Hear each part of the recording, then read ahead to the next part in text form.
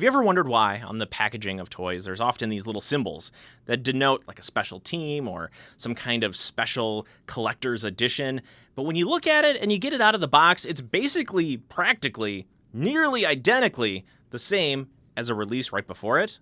Well, let's talk about that. Now this is the Night Force Tunnel Rat. This is a Walmart exclusive. Now the Night Force sub-team in G.I. Joe is mostly a Walmart exclusive. There is one exception to that, and that was from the HasLab Dragonfly, where I believe there was a Night Force Crazy Legs or Airborne, one of the two, maybe both. It really got me thinking, comparing this Tunnel Rat to the original Tunnel Rat release, what honestly is the difference between this stuff, and why do toy companies do this? Because it seems maybe on the surface level lazy, but there's probably some really good reasons for that, a lot of them financial, so that they can keep making toys and keep doing some crazy, crazy stuff. So here we have our two Tunnel Rats. Here's our Night Force one, here is the regular release Tunnel Rat. Now, when I got them both out of the packaging, this one obviously first, he was a cool figure. He comes with a ton of stuff, a lot of flashlights, things that you would associate Tunnel Rat with. And then when I got this one out of the packaging, I was like, seriously, did they only change the paint colors on this guy? And honestly, the answer is yes to that. But why do toy companies do this? It's not just a G.I. Joe thing. This happens across a bunch of different lines of toys. Now, you'll see part reuse. So you take an arm from one guy, a leg from another, a torso from another, paint it differently, and call it a brand new character. That has been happening forever, and it will continue to happen forever. Same with these paint swaps. And this isn't just a toy industry phenomenon either. We can see this in the video game industry as well. I think this is highlighted best by Mortal Kombat, where we have Sub-Zero, we have Reptile, we have Scorpion.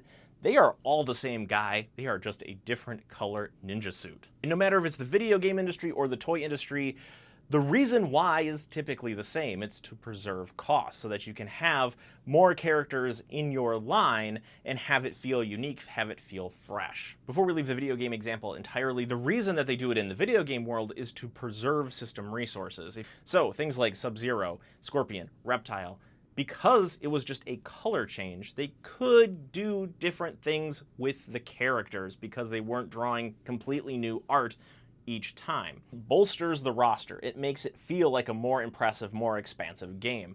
Toy industry, very similar thing happening there too. I think Masters of the Universe is a really good case study for toys because for the most part, all of these guys have gigantic, beefy torsos with a million abs, and then most of their legs and arms are the same, but maybe their hands and maybe their feet are slightly different. G.I. Joe got in on this as well. They did a lot of part reuse, and in the instance of this Tunnel Rat, this was really just a paint swap. This was more like the Mortal Kombat, Sub-Zero, and Scorpion style thing than anything else, really. And the reason for that is twofold. One, they have all the molds for these guys. It's already a cost built into the line, and if you can keep making more of them and selling them a slightly different way, profits will hopefully go up. You have to be careful about that. So comparing Tunnel Rats, you can see that there are minor differences. The molds, the accessories, everything is the exact same.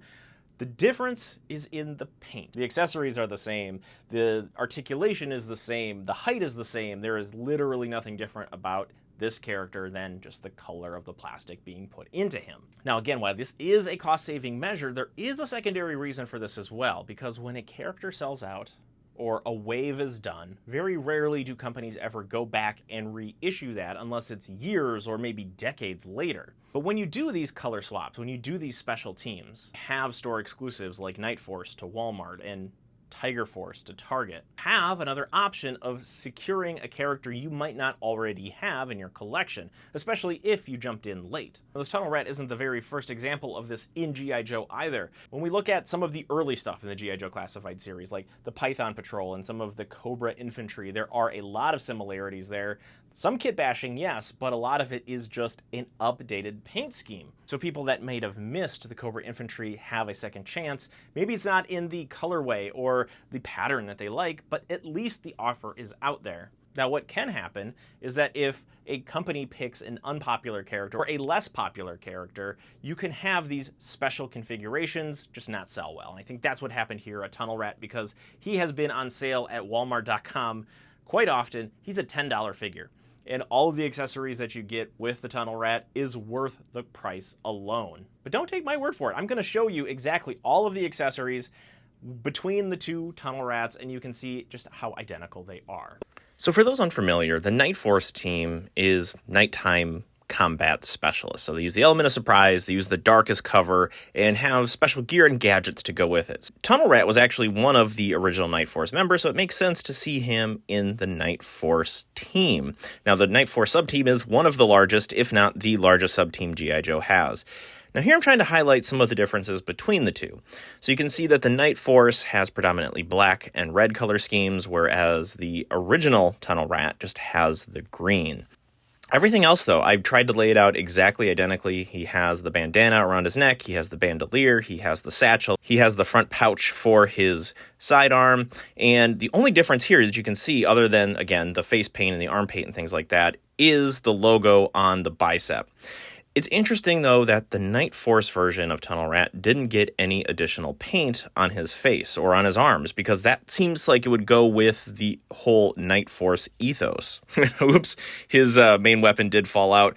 But here, okay, so I got the weapons, they fell out, and if you hold them like this, you can barely tell the difference between the two. So we have both gigantic assault rifles here. The only difference, as you can see, is the stock of the blaster has a different color. Now, when I'm going to turn them around here a little bit, you're going to see the other very subtle difference. This might be the best giveaway for what the Night Force Tunnel Rat has versus the original Tunnel Rat, and it's the scope. The scope has that red dot on the sight so that you can see very clearly that it goes along with his night vision goggles, that it goes along with some of the other accessories that have that just little touch of red.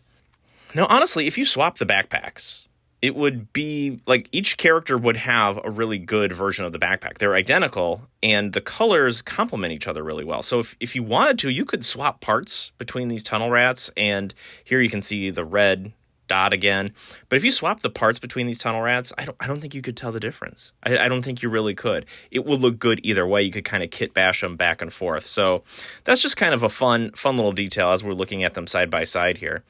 Now, the top of the head, that night vision goggle, you can put that over his eyes. It does stick pretty well, though, above. So maybe it doesn't make sense to have the night vision goggles on, but it's an option. And I kind of like it where it's above the head.